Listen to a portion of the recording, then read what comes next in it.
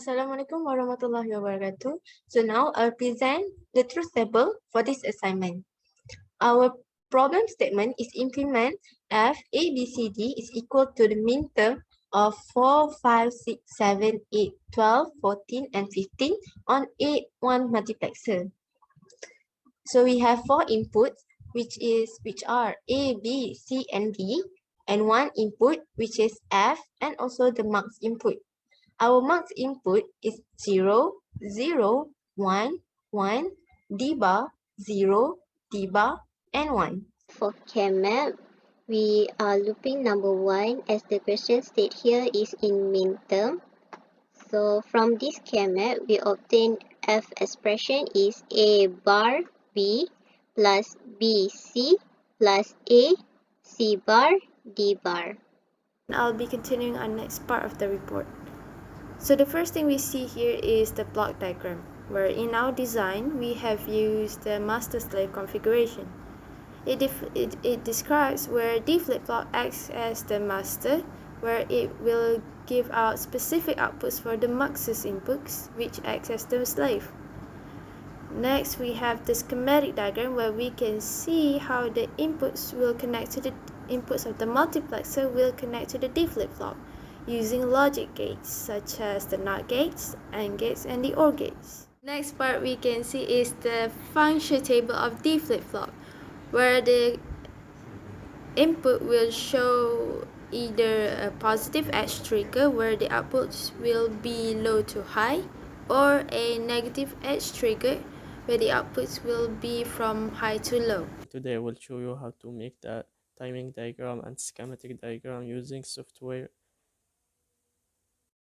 So let's start doing the circuit first, and then we will do the timing diagram.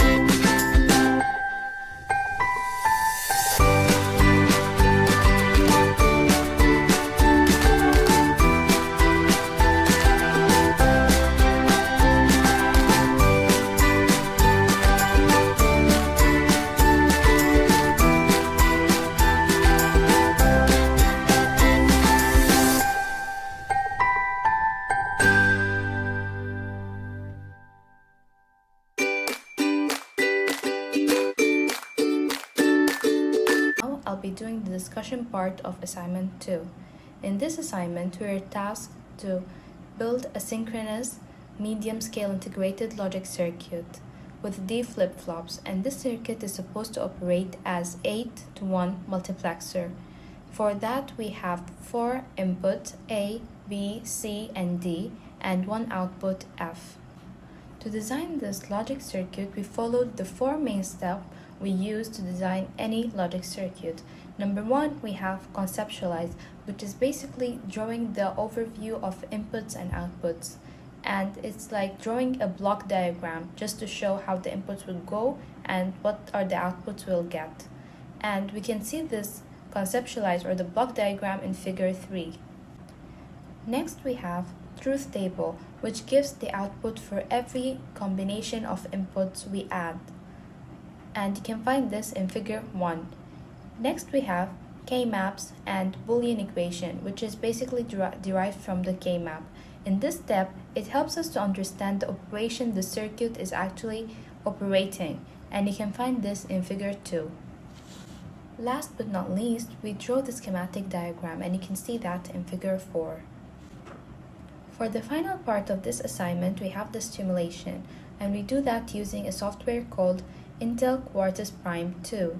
From this software, we can also obtain the timing diagram. After testing and seeing if the diagram is correct and it's successful, the simulation gives us the final result we're waiting for, which is the waveform result. That's all for the discussion part. Thank you.